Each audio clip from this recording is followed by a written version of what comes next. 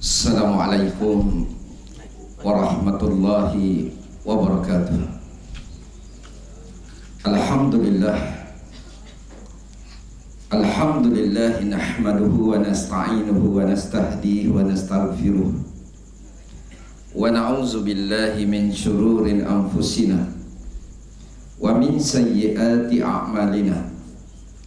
Man yahdihillahu fala mudhillalah wa man yudlil fala hadiyalah.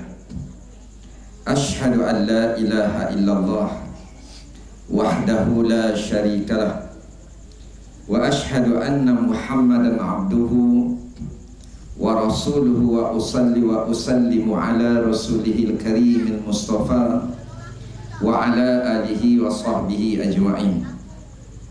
Subhanaka la ilma lana illa ma 'allamtana innaka antal alimul hakim.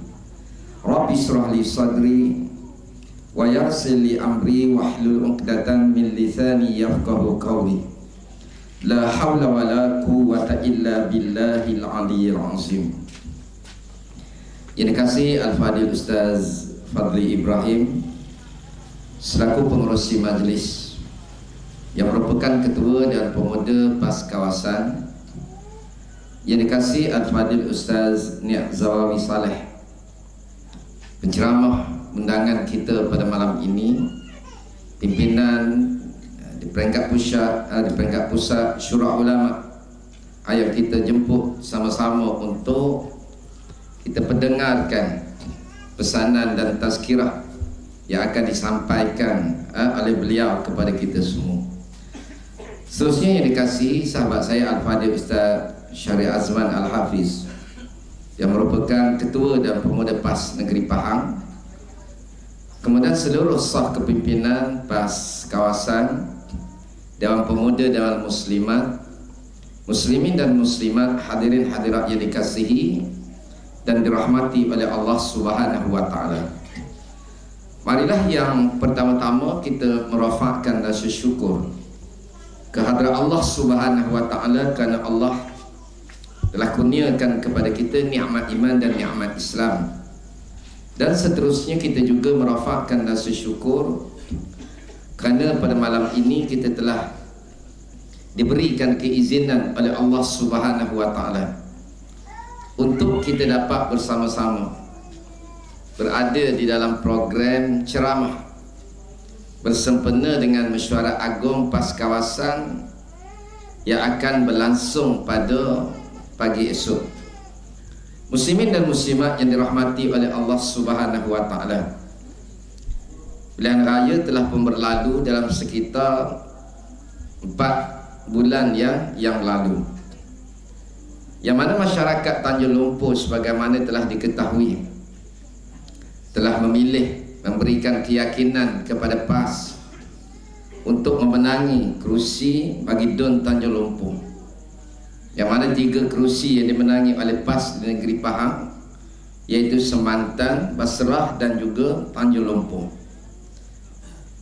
Dan juga saya kira inilah ucapan pertama saya selepas daripada sidang dewan yang berlaku pada berakhir sehari sebelum bulan Ramadan yang lepas, yang mana kita melihat bagaimana kerajaan negeri Pahang pada kali ini berhadapan dengan tekanan, dan Menteri Besar sendiri mengakui bahawa Dewan Penggal, bagi Penggal kali ini Dewan Negeri Pahang terpaksa berhadapan dengan jumlah pembangkang yang paling ramai dalam sejarah Dewan Undangan Negeri Pahang, yang mana Pakatan Rakyat diwakili oleh 12 orang, dan saya adalah satu-satunya ustaz yang terpaksa berhadapan pula dengan 5 orang ustaz daripada UMNO. Muslimin dan muslimat yang dirahmati oleh Allah Subhanahu wa taala, bagi pembukaan bagi Penggal yang pertama, yang mana kita melihat daripada pemerhatian saya bagaimana kerajaan negeri Pahang, saya melihat bagaimana mereka kelihatan terlalu banyak menyembunyikan beberapa perkara, termasuklah isu-isu yang berkaitan di Dun Tanjung Lumpur, terutama sekali isu yang saya bawa dalam Dewan ialah berkaitan dengan rumah pangsa PPRT di Kampung Pak Mahat, yang mana rumah pangsa ni telah diresmikan oleh Pak Lah Badawi lagi zaman Perdana Menteri. Pak Lah Badawi dah resmi dah. Tuan-tuan cuba bayangkan berapa lama dah resmi, tiba-tiba rumah tu tidak dapat didiami. Hanya lebih kurang 100 orang sahaja, 100 keluarga sahaja yang mendiami rumah tersebut. Sedangkan setiap hari, cuba bayangkan muslimin muslimat, setiap hari datang di Dewan orang-orang miskin yang minta untuk duduk di rumah tersebut. Dan yang paling ramai datang ialah orang Tanjung Lumpur dan orang Peramu ni sendiri yang memohon untuk duduk di rumah PPRT tersebut. Sedangkan tidak ada lagi orang daripada Tanjung Lumpur dan daripada Peramu yang dapat duduk di sana. Muslimin dan muslimat yang dirahmati oleh Allah Subhanahu wa taala, saya berulang kali minta buat desakan. Apa sebenar masalahnya sehingga rumah tu tidak boleh didiami? Ini masalah, tuan-tuan, masalahnya ni duit rakyat. Habis berjuta-juta, 800 lot rumah. Dan kita dipahamkan bahawa rumah itu tidak selamat untuk didiami. Sebab itu kerajaan tak berani untuk memindahkan orang-orang susah, orang-orang miskin untuk duduk di situ. Dan saya bertanya juga pada orang yang ada duduk di situ, yang sepatutnya rumah tu adalah sewa beli. Tetapi bila saya tanya, semua bukan sewa beli lagi, Ustaz. Kami kena bayar sewa dulu sebanyak RM125 sebulan selama 3 tahun. Mana bukan sewa, bukan beli, sewa sahaja. Jadi tuan-tuan, bila sewa, tak apa, tak perlu kepada CF lagi. Bila dah nak kepada sewa beli, perlukan kepada CF. Bagaimana kalau rumah tu tidak selamat untuk didiami, tidak ada CF dan sebagainya? Ada, insya-Allah sidang dewan yang akan datang, saya akan bertanya lagi. Sebab kita melihat betapa banyaknya penyelewengan yang berlaku dalam Dewan Undangan Negeri Pahang. Saya cakap dari sudut Tanjung Lumpur sahaja. Begitu juga kita lihat politik balas dendam UMNO Barisan Nasional. Saya juga bertanya dengan pemimpin UMNO. Bila borang Yayasan Pahang, tuan-tuan datang di pejabat nak sign borang Yayasan Pahang.